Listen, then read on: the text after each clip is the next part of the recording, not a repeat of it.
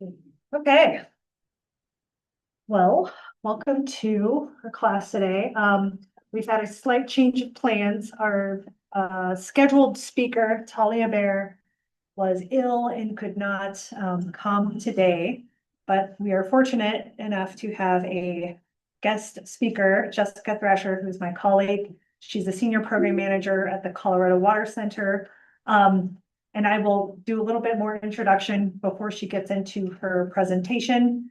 But just really quickly on our assignment. So you should all have seen the assignment that I posted to Canvas. So what I need from you by November 3rd is just the topic that you're going to select for your discussion guide. And then if you are going to work in a group, list your group numbers. So pretty easy assignment for November 3rd, but that's what I'm hoping to get from you. I just got an email from Martin Carcassonne and he has the second part of the video ready. So there's a little bit more information about your discussion guide and kind of the approach to take with that. So I'll post that on Canvas hopefully tomorrow and get that to you. Any questions about the assignment so far? Okay. Great. Well, come on up, Jessica. So Jessica Thrasher, like I said, she's a senior program manager at the Colorado Water Center. She's got a really great background in water, has been an educator for a long time, and we're excited to have you speak today about sustainable water future for Colorado. Thank you, Karen. Thank you. Hi, everyone. I know Talia, and she's amazing. So I'm sorry she's not able to be here today. But I'm excited to talk with you and share some of the work that I'm doing in the Colorado Water Center. I will touch on tribal water rights briefly. There are some slides that she shared that I did incorporate into mine, but I do not have the same experience or background that she does. Okay, so to start off, okay, I was thinking about, conflict from conflict to collaboration, the title of this class, and thinking about what does that look like? Is it a point A to point B? And it is not. And so this is the first thing that came to mind is this is snakes and ladders. I have kids, and so we played this game, and it's really fun. But I think about the same sort of path as when you're trying to make progress from when there is a water issue to how do we collaborate on this issue. And you can start, has anyone played this game? Oh my gosh. Okay, a couple of you. Okay, well, let me briefly for those of you who haven't. You start to make progress, you can roll and get into these one of the ladders where you can advance very quickly. Or if you get a snake, then you have to come all the way back down. So it's the same when you're working with a water issue. You can be like, I'm making this great progress. I took 15 steps ahead, and then you can hit a snag and you can start over.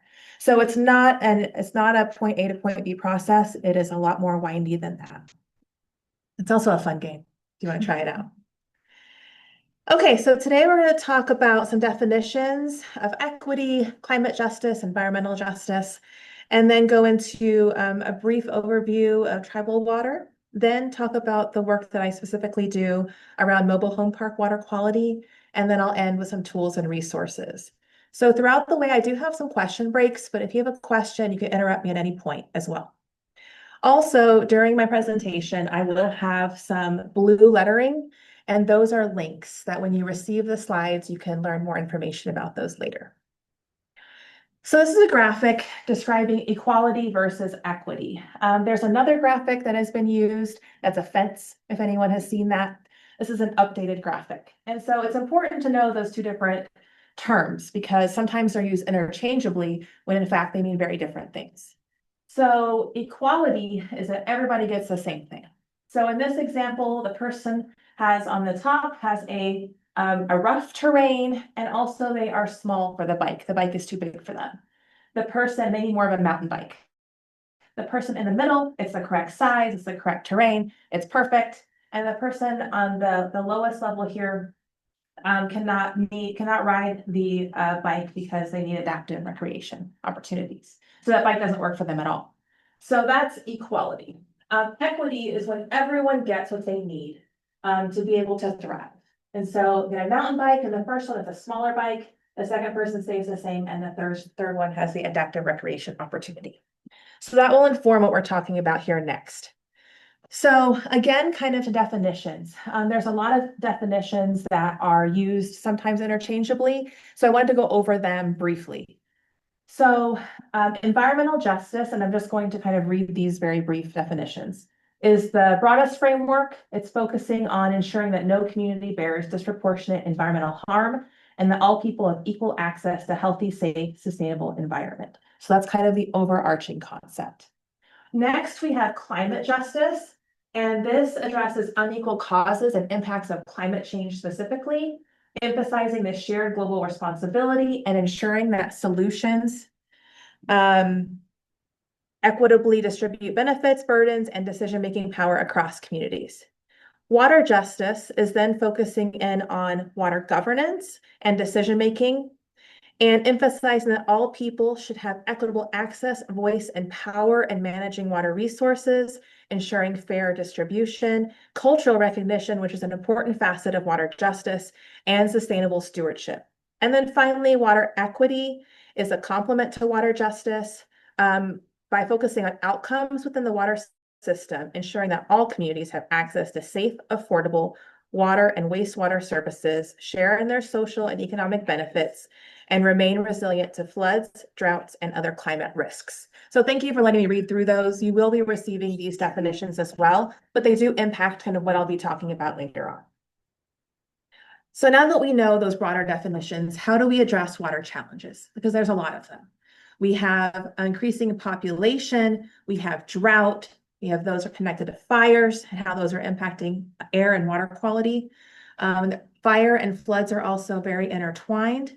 I'll be talking today specifically about mobile home parks and how many of them, this is the water, what their water looks like when it comes out of their tap. And then this is a picture at the bottom right is a mobile home park community. So what do we do now?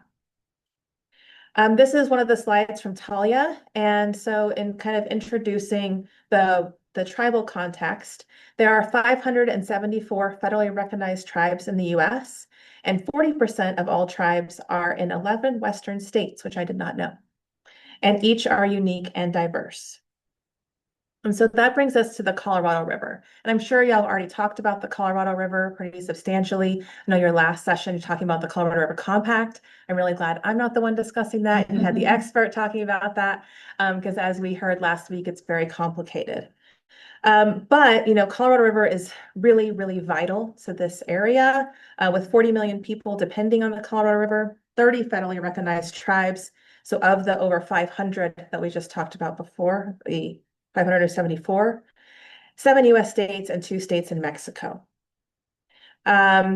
What Talia was mentioning here too is that 30 of the 30 federally recognized tribes have rights to about 25% of the water in the Colorado River, and that tribes have been historically left out in key decision-making regarding to the river. So this slide is from the Universal Access to Clean Water for Tribal Communities webpage, and that is a link to learn more information about them and what the work that they're doing. And I'll show you the next slide is also about their work.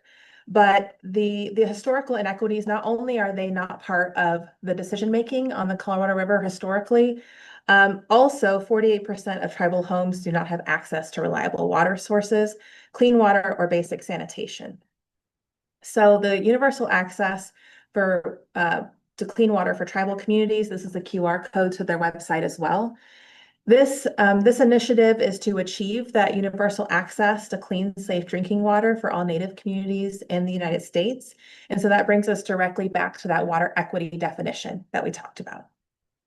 So on their webpage, they have designated these 3 different solutions to addressing safe, ensuring that people have safe, affordable drinking water for all Native communities. And that is to have effective executive branch commitment, this public commitment to providing universal access to clean water as a component of fulfilling the federal trust responsibility.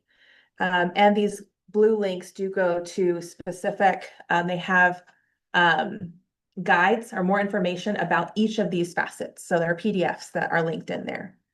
Also having a whole government approach to break down historic barriers And then establishing key targets and deadlines. Just saying that everyone's going to have access to water is not enough. We need to show progress on achieving that goal. And then having on-the-ground solutions that are co-developed with tribes, especially around streamlining federal funding. There's been a lot of funding cuts that we've seen, but also funding cuts to federal initiatives regarding funding for infrastructure solutions for tribes. And then also not only funding for creating new infrastructure projects, but also funding for maintaining and operating these systems as well. So I am not, I'm not of the identity, I'm not an Indigenous person.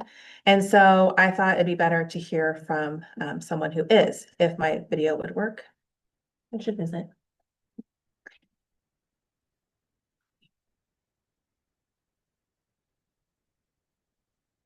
So while Karen is pulling that up, this video is from an organization called Dig Deep. And they work on the Navajo reservation where there's 19%, I believe, I don't want to make up a statistic. On the Navajo reservation, there are a large number of residents who do not have access to clean water. And so the work that Dig Deep does is to provide that access to running water for the first time, a lot of times for communities and for residents. And so if we're not able to play the video, it's a 2-minute video. If we're not able to play it, that's okay. And I will send the link that you can see that at a later time. That's okay, Karen. I think it's because I downloaded it. That's okay. Okay. So the video is showing a story. I think it's so powerful to actually see running water turned on for the first time in a household. Because some things that I talk about with the programs that I do and with students that I work with is water is something we take for granted. And that it's not like the gas pump where you see how much water you're using. Oh, here. Oh. And now my mom. Try and put this away. Okay, that you see how much water you're using, you really don't notice it till it's turned off. So my husband was working on one of our pipes About water. and that's okay. So in essence, we cherish what. And he told me, I'm turning the water off, don't use the water. I was like, I got it, great. And then about 3 seconds later, I needed to wash my hands. Then I needed to fill up a water bottle. Then I needed to boil some water. Then, and so it's something that it's so common in our everyday use. And there's a lot of people who it isn't.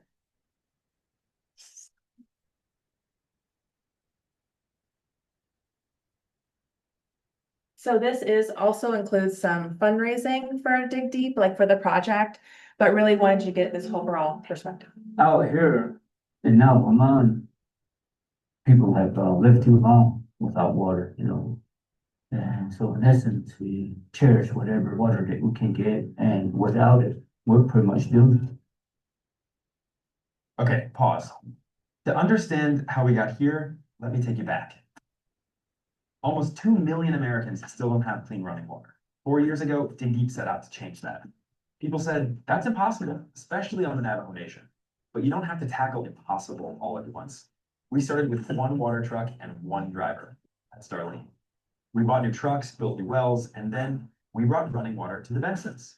Then another family, within a month, 10 families, within a year, solar power 2, and now the Navajo Water Project serves 9 towns across New Mexico.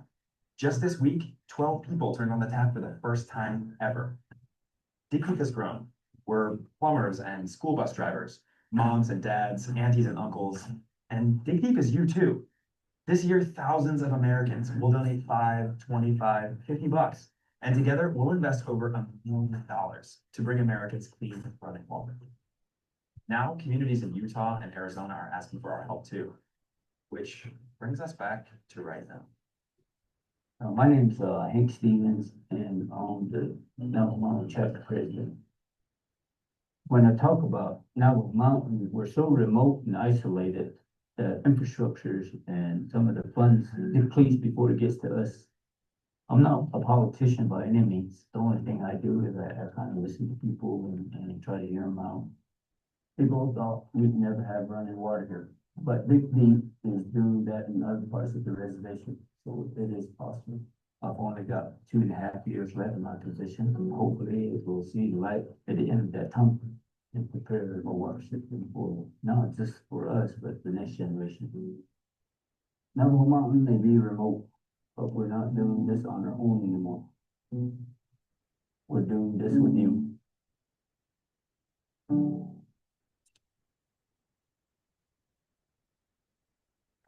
Get over here before it's-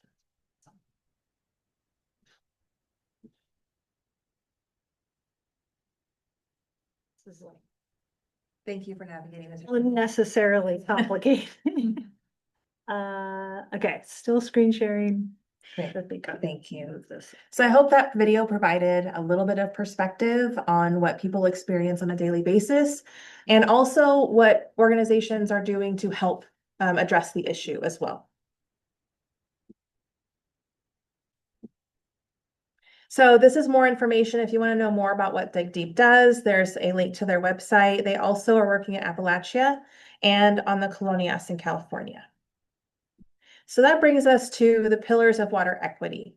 We already talked about pillar 1, which was ensuring that people have access to clean, safe, affordable water services. And pillar 1 is what I'm going to be describing in the work that we do at the Colorado Water Center today specifically.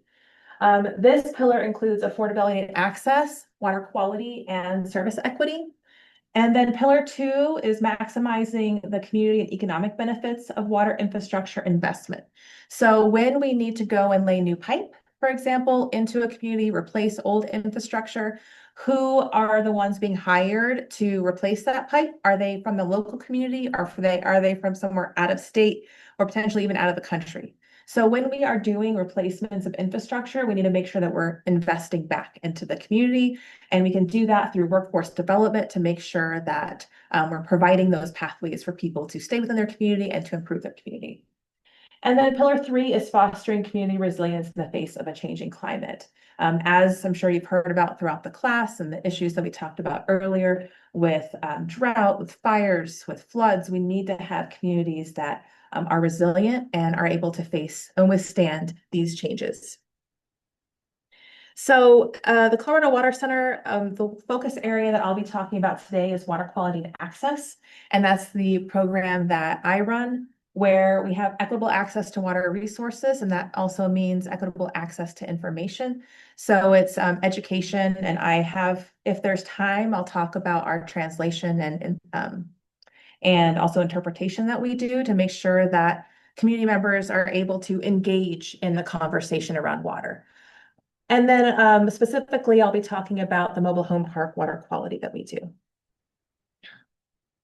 And so the work with mobile home parks is working with communities so that to understand their water quality issues and concerns, and then to co-develop short and long-term solutions. And this is an issue that is not solved in a year. It's not solved in 5 years. This is a long-term issue that has a lot of historic barriers and needs continued and ongoing engagement and support.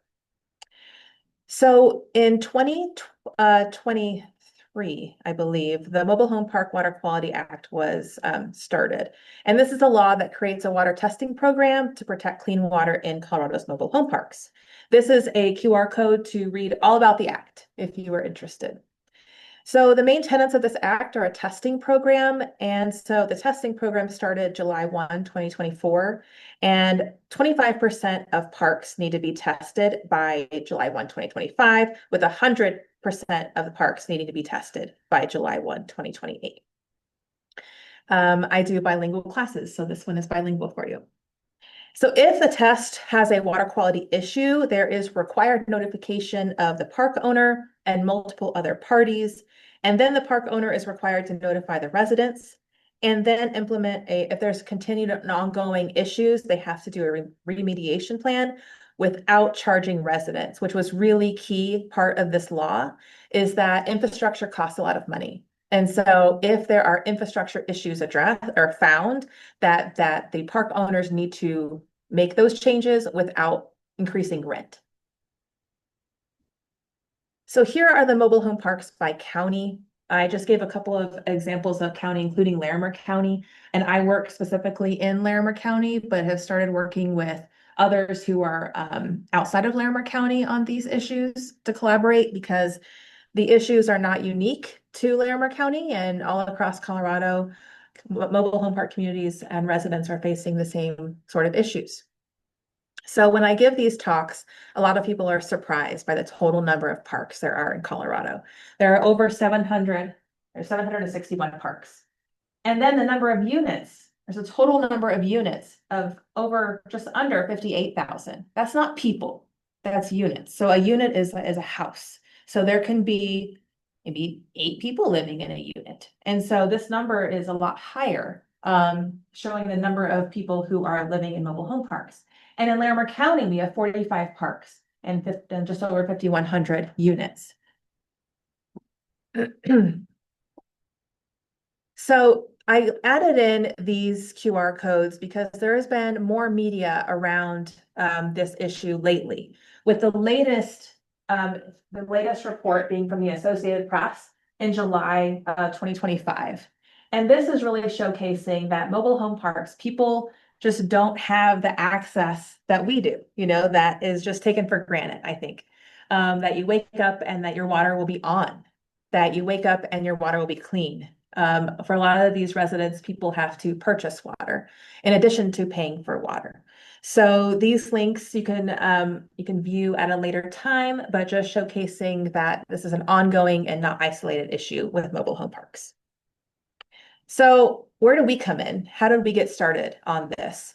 Back in 2023, I had a CSU student from my Water Fellows program that I run come to me and say that when they wake up, they're not sure if their water will be on, that they had concerns about lead, and they had concerns about water pressure and water quality, and could I help them? And I was flabbergasted. This was something that I did not think could happen in Fort Collins, something that was happening right in our community here. And so we became involved and had to start developing partnerships with Larimer County, the city of Fort Collins, Serve 6.8, the CSU Center for Environmental Justice, to really just start to understand what the issue was.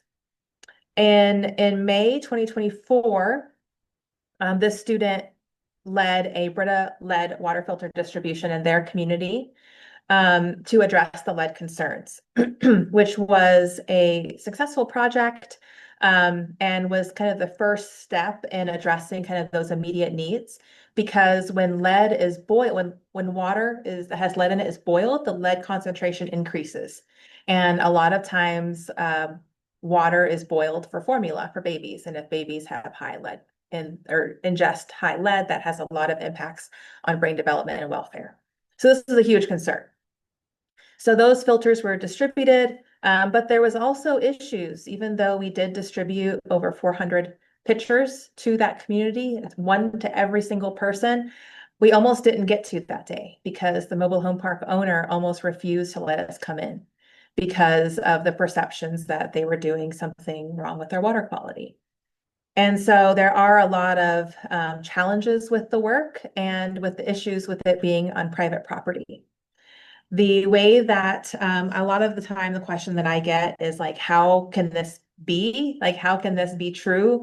Aren't they on city water? And City of Fort Collins has great water. Well, it's not the issue with the City of Fort Collins water. So what happens is the City of Fort Collins provides water to the meter, and then the mobile home park owner is responsible for distributing the water, all the infrastructure within the park to each unit.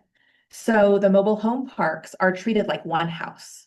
And so that is where the issue comes from, is that the infrastructure that was installed was a lot of times very, it's degrading, it hasn't been maintained.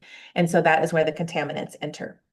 So what residents have come to us and said is that they have frequent boil water notifications and or random water shutoffs. So in the case of my student, they were doing laundry and all of a sudden their water was shut off and their water heater burned up because all of a sudden there was no water. So now they have to also buy a new water heater. So these are incurring costs that people have above and beyond what should happen.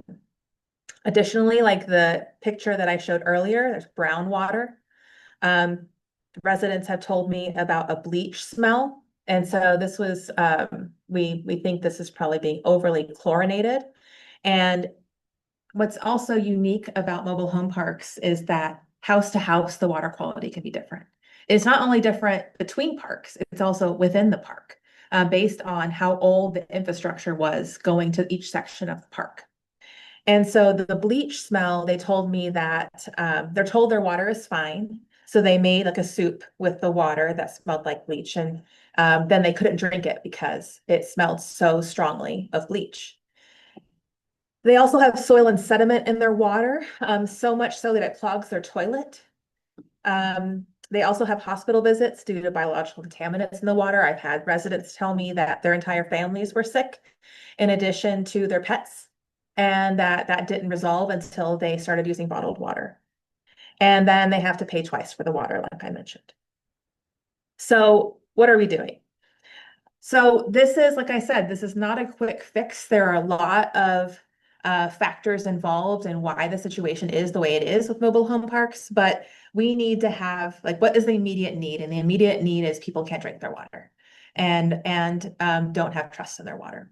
So building upon the filters that project that we did in 2024, we are now working with more parks, and in the meetings with Mi Voz, which is a resident-led council from different mobile home parks in Larimer County, they self-identified which parks were a priority to receive these pitchers with filters in them.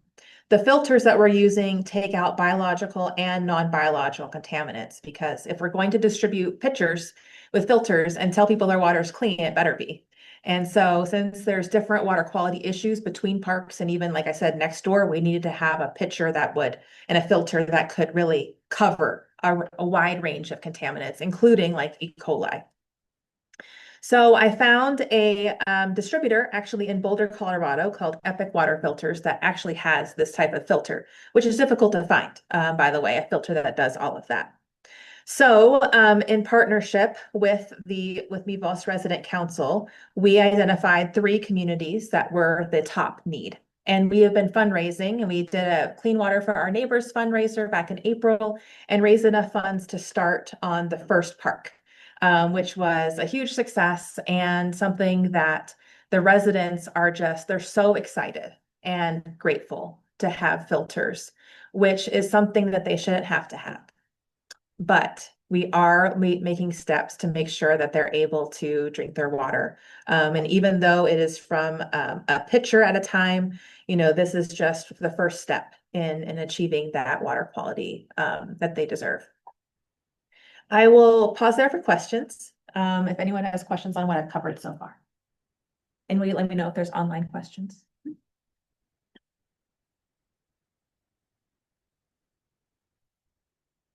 I guess for the mobile park issue, it seems to me like it's more of a legal issue, and the most direct way to fix it would be to change the law, so you require, like, it seems that it's just the water has to get to the park and then, hands off. It seems like legally there should be some kind of, the park owner isn't facilitating clean water to the homes. There should be some kind of law that just intuitively gets them in trouble. I guess I'm just curious, why isn't that? And is there like any barriers that really stopping that from happening? Great question. And like municipalities currently, like in the city of Fort Collins example, provide water to meter instead of water to tap. So with let's say like homes in general and also apartment buildings, the water to meter. So let's just use a house as an example. The meter is usually at the outside of your property, and then the pipe takes water underneath your, let's say, front yard, from the meter on the street to your house. That pipe between the meter and your house is your responsibility. And so if the law were to change, and it would be that all municipalities are now required to provide clean water to tap, that is, I think that is an option. It's just a lot of infrastructure that they would take on. And there was the large infrastructure funding that we had through the Biden administration, but a lot of that funding has been paused or halted. And so making a law like that would require even though I have been like, we need to do that, would require the sign on of a lot of municipalities. And I think some funding mechanisms to make sure that they're able to take on that instead of, otherwise, I don't think any of the municipalities would sign on to it just because of the financial investment needed to bring all of that infrastructure within their district up to code.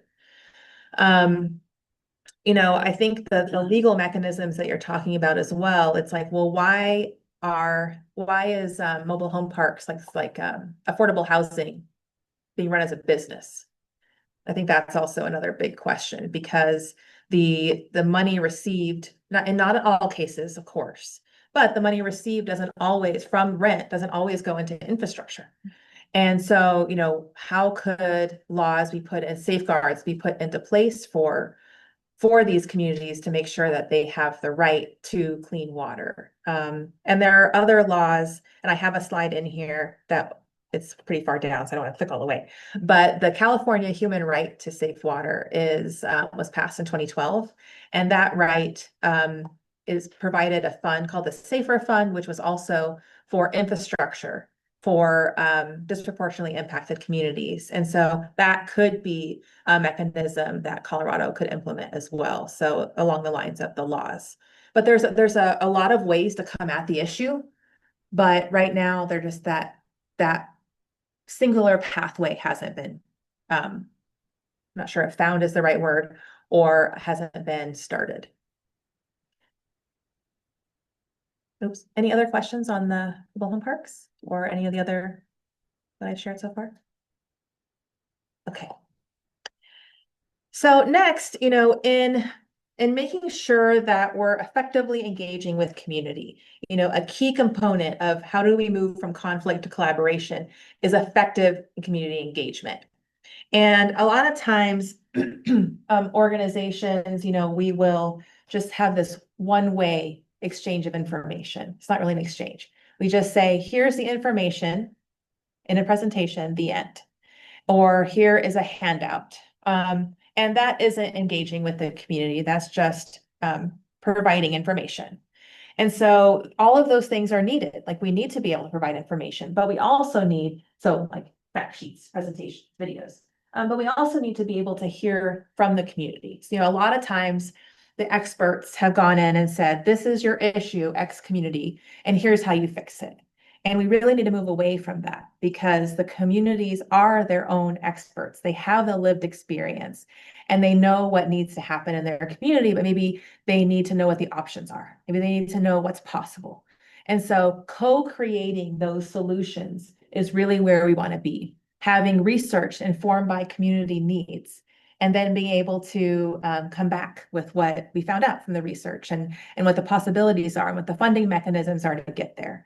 So along this spectrum, is not to say like, oh, you're in this particular, you're in the ignore zone and now you're a terrible human or organization. Like that's not the intent of this. It's really just to do self-evaluation of organizational outreach events and education events and just be like, where are we now? Where have we been in the past?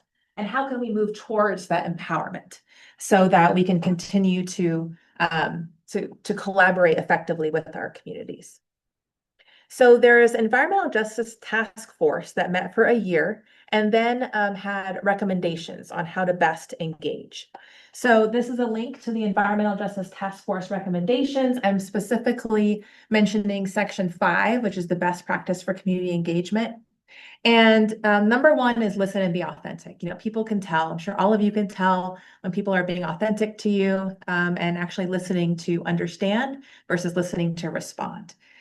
Next, having a community connector, folks that are already within the community. So in the case of the mobile home parks, we work with people who are residents and who live there so that we can better understand the issues that are going on. Having multiple meeting times, having virtual options, having recordings available, these are all ways that people can engage with you. And just having like one in-person meeting at 10 a.m. Really limits the number of people that can join because people work and sometimes they work multiple jobs. And so having those multiple options and times to engage is really important. Also having interpretation services, how can people receive the information? So it's not only translating the marketing materials that you have about said meeting, it's also translating slides, making sure they're bilingual or in whatever language, however many languages you're offering, and then having live interpretation services. So if this presentation were interpreted right now, they would be talking as I'm talking. When I originally started doing interpretation and translation work, I thought that folks would I would say welcome, and then they would say bienvenido, and then it takes double the time. But that's not what happens. There are people who are just amazing to see, and it is, as you're talking, it's being interpreted at this exact same rate. Removing any financial barriers. So if there are specific classes that you have, removing those, if it's a conference, having scholarship opportunities, etc. Food. Let's say food is very critical. If food is there, I'm more likely to show up. That's for sure. So providing food, especially if you're meeting over a mealtime. And then coming back to that conflict collaboration piece, sharing a meal really helps connect people and to start building those relationships that are really key to ongoing collaboration. And then childcare. People a lot of times have to bring their kids with them. So what childcare options do you have? Or even if it's just creating a space where kids are welcome. Because, kids can run around, and making sure that that's okay. And then valuing community knowledge. So if you're going to ask people to come and share their knowledge about their community, making sure they are valued as the experts that they are. And so paying them for their participation. Next, I have some tools and resources. So talking effectively and storytelling about a water issue, that doesn't come naturally for all of us, so there are people that are doing this and making it easier for us to communicate about these issues. So specifically about, let's say, safe water. The U.S. Water Alliance has a day, Imagine a Day Without Water. It was in October 16th. And so they have all of these graphics available. So you can pick whatever area you really care, whatever aspect of water really connects with you. I love being in this room where we're surrounded by water pictures. I absolutely love that. And so, you can go and you can download content that you can share. So there are easy ways that you can get the message out, and with graphics that are already created for you. Similarly, the Just Infrastructure campaign with WaterHub, they also have 3 different areas that they create these graphics for. So healthy coastlines and flood protection, the human right to water, and then thriving rivers and drought defense. And so again, very similar to the U.S. Water Alliance, you can download these graphics, and they even give you like blurbs to share underneath them, which I find extremely helpful. And I really love the graphics that they have created. The U.S. Water Alliance is a key partner of the Colorado Water Center. We just co-developed a water workforce webinar series and partner on a variety of different initiatives as well. And so they have a number, like water equity is one of their key tenets. And so they have racial equity toolkit around water. They give roadmaps for municipalities. And then they have a lot of case studies about how does water equity work in practice, and how can we continue to make, advocating for these changes to be made in our own communities, their own municipalities. Additionally, I love resources. So I have a lot. I firmly believe that we should use and not recreate the wheel. We should use existing resources because a lot of smart people have spent a lot of time pulling these together. So I mentioned before the Environmental Justice Task Force. This is their full final report and recommendations on how to have more effective environmental justice initiatives. Protégete with the Colorado, Protégete is now Conservation Colorado. They used to be kind of a sub initiative, Conservation Colorado, but they've been fully interwoven into that now. But they created this Colorado Latino Climate Justice Policy Handbook, really outlining the key issues by Latino communities. And so there is a water section and a land section, air. And so you can go and see, like, the community was asked, what are your key issues? And then it was published in this report, along with recommendations on how to address these issues. Green Latinos also did a Latino climate justice framework. American Rivers did a water justice toolkit, addressing these environmental inequities in frontline communities like mobile home parks. There's a Water Utility Climate Alliance. There's also the people of Detroit and Milwaukee Water Commons just put together this really great resource about authentic partnerships for water and climate justice.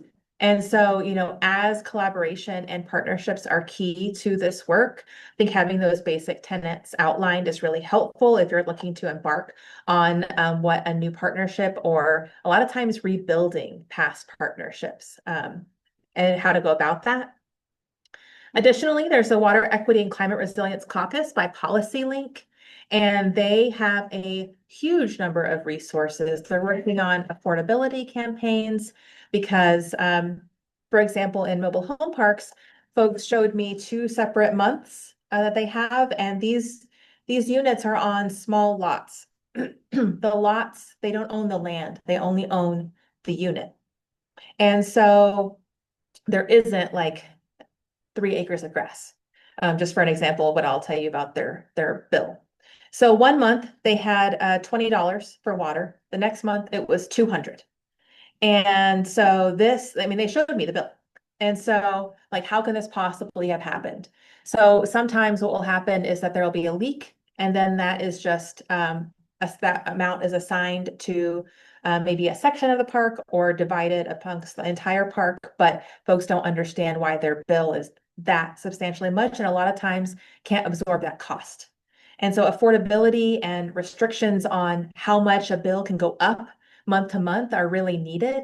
And a lot of times this issue is not seen because the folks who are experiencing it might have different status in this country, don't want to complain, don't want to draw attention. They really don't want to lose their housing. And there's also been a lot of retaliation against residents for speaking up. And so in order for people to have visibility of these issues, people have to speak up, but it is a risk for them. And so making sure that there are protections in place for residents as this work continues is also extremely vital. And then the Water Law Community Guide, Water Education Colorado is another incredible organization that has a tremendous amount of resources for you to explore. So what questions do you have? And I have kind of some final thoughts on things to think about as we are engaging in this work. And I also have some additional slides if there's more time. Questions for Jeff? The question online that says, great presentation. How did you resolve the conflict with the mobile home park owner who did not want your involvement? Yes, so we had to change the like the handouts that we had.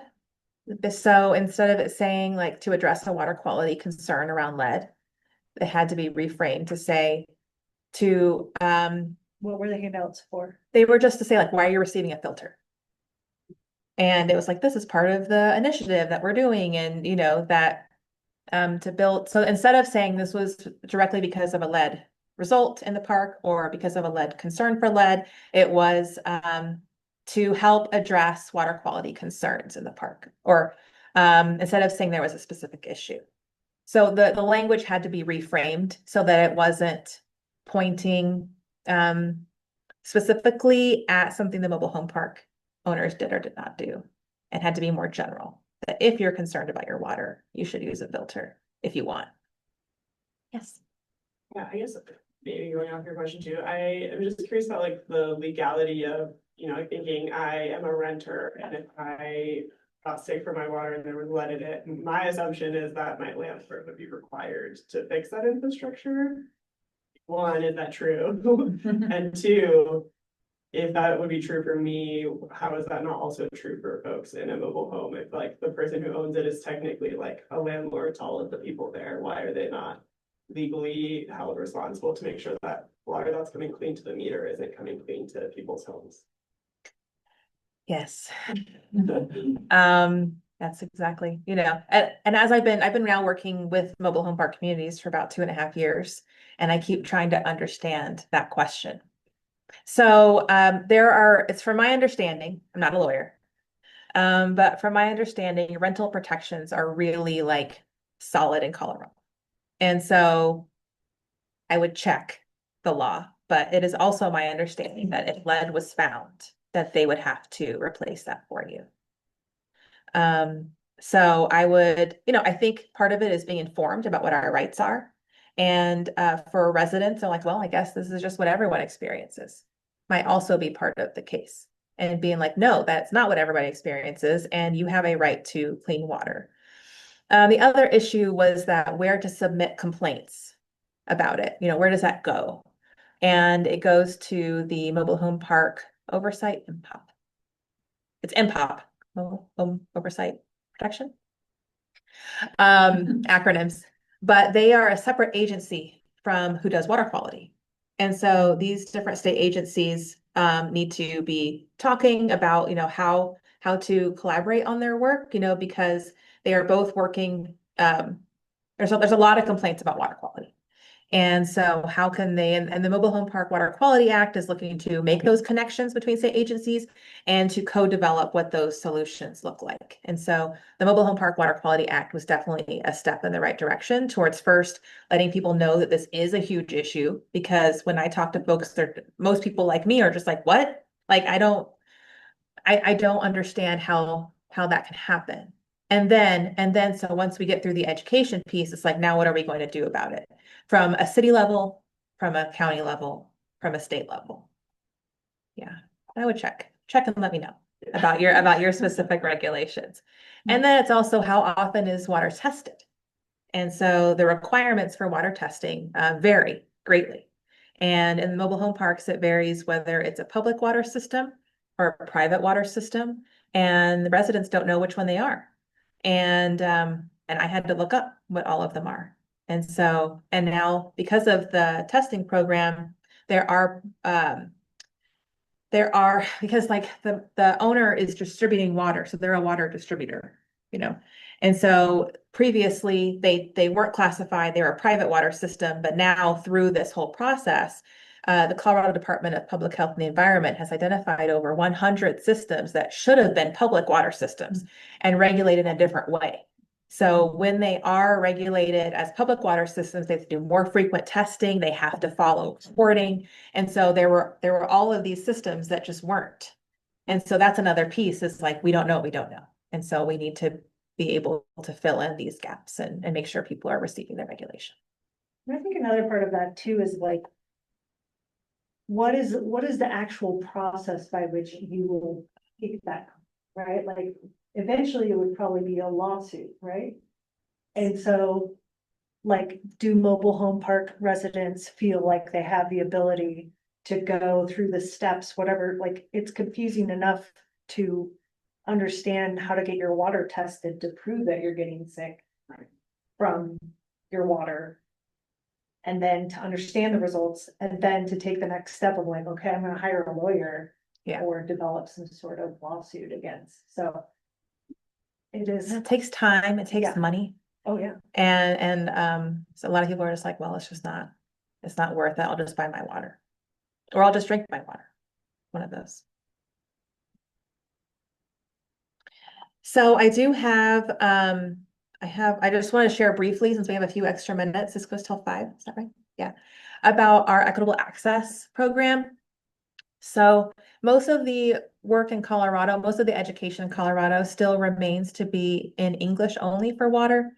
And so I wanted to show these statistics from 2020 from the census, and showing that there's 5.68 million people in Colorado, with approximately 22% being Hispanic or of Latino origin. And that is 1.25 million Latinos, Latinas, Latine, and over 600,000 households that speak Spanish. So when we're thinking about who can access water education, to know that, no, their water shouldn't look like that. No, their water should not be brown, should not smell bad, should not taste bad. A lot of people who experience these things, don't drink their water, but in some cases, what the testing is showing that there's primary drinking water standards and secondary drinking water standards. And so primary drinking water standards are things like E. coli. Secondary drinking water standards are things like taste, odor, smell. But if your water smells like rotten eggs, which people have experienced, would you drink your water? Bless you. If your water looked brown, would you drink it? You know, and if it tasted like sulfur, like would you drink it? And so that's also part of the disconnect, and making sure that we have resources accessible are really important. So we use a variety of translation. Translation is the moving language, like having English into Spanish. And interpretation is having someone doing live translation of into another language, but like actively while we're speaking. The Community Language Cooperative, they are incredible. I highly recommend them. And there's actually also on campus a translation and interpretation department, which is also great. And so this is a need in our communities. And so I'm really glad to know that CSU has a department and that students are being trained in how to do this really important work. And so there are these little, I'm so old, I always say iPods, but it's this little device that you put on, and then it's just, you put it on a certain station. And if someone were interpreting right now, they would be in a corner. Usually they have a fan in front of their face, because typically you look at the person who is speaking. And so they have a fan to facilitate like one-on-one speaking through another language. And so I would also wear one, because then someone in the audience could speak a different language, ask me a question, they would translate for me, and then I would respond and they would translate back for them. So it sounds a little bit clunky, but it isn't, in real time. And I recently went to an event, usually with the translation and interpretation events, all of the speakers are speaking in English, and then the translation is for people typically in Spanish, but other languages. I recently went to an event where it was actually the Clean Water for Our Neighbors fundraiser, where panelists were speaking in Spanish and English. So everyone in the audience who wasn't bilingual needed to have a translator. And that's a device. That's a different experience, because it really helps people who are used to being able to hear everything in their native language to understand that that's not the experience of everyone. So what we do is we work on translating existing materials that we have that are really like key for right now. Really important for right now. We offer bilingual classes. We create resources in other languages on our website. We have a Spanish page for example, I just did a water leadership summit. We had a Spanish page so people could come and attend that. And then really thinking through like any new materials that we have to be translated, because that way you're doing it as you're creating new things, instead of having to create the new resource and then get funding to translate it, and then it won't happen. So whenever we need to get grants for our work typically, and so whenever we're doing that sort of grant work, we build in those funds. And then I also created this tip sheet because I went through Zoom and was doing this in the COVID times, and it was not intuitive. And so I suffered through it for a while, and then I really like making guides for people. So I made, although people haven't said like, yes, this is the best thing ever, or that they have used it extensively, but still it is there with screenshots if you are interested, and that can be shared as well. And then I just wanted to show, I know we're at almost at time here, but I had these two other slides just to mention. So rights of the river, there's a Universal Declaration of the Rights of Rivers, seeing rivers as living entities and including their rights listed here. So their River Sisters Congreso, which is based in Denver, they are currently working on personhood rights for the South Platte. And so there have been personhood rights to rivers established in other countries, and with a couple of cases in the United States, but it's not generally at this point, there's not a lot of cases to show. But this is really trying to understand, we have the human right to water, which I will be showing in a minute, and then what are the rights of the rivers? What are the rights that they have, and how, to your point about legally, like how do you enforce that? How do you enforce if the river has been polluted? Who speaks for the river? But this is another kind of mechanism. And then the California, like I mentioned, the Human Right to Water law, this was effective. It was signed in 2012, but effective January 2013. And so this Human Right to Water law was that state agencies had to consider this right in all water decisions and funding, which is huge. Because in order to be able to prioritize the communities that have had like historic disinvestment, it has to be written down specifically into law. And then it also, in addition to saying that this right had to be considered, it also had the state policy of prioritizing the underserved communities.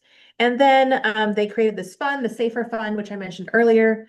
But then how do you know if you're making progress, which is really, really critical and what was talked about in the Clean Water for Tribes initiative as well. So they created the launch of the Human Right to Water data tracking tool to assess access and compliance with this regulation.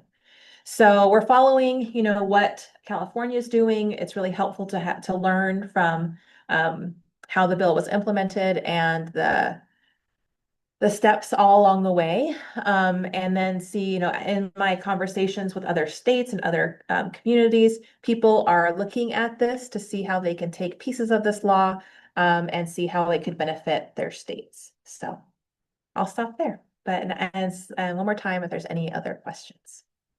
If there's any from online, welcome those as well.